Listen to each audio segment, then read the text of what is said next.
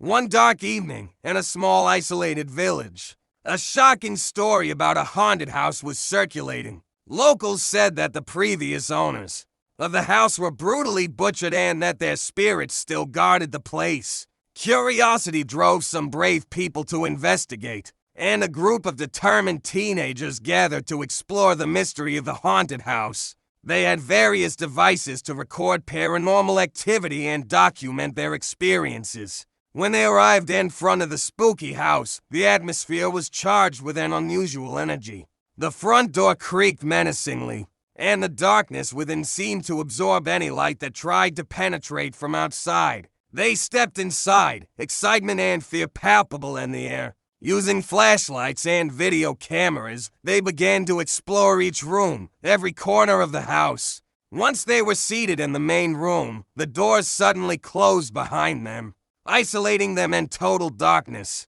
Their hearts pounded in their chests and their pulses quickened as their paranoia grew. Suddenly, they heard the sound of footsteps approaching. The light of a candle mysteriously flared up before them, revealing an eerie shadow of a man in a black dress. Their breath froze in their chests and they began to tremble with fear. The man began to speak in a deep, sinister voice, revealing details of the crimes committed in the haunted house. The spirits made their presence felt around them, causing a violent storm within the house and filling the air with fearful voices. After a long agony in darkness and terror, the young men managed to escape from the house and retreat to shelter. They told the other locals about their experience, trying to explain how terrifying it all was.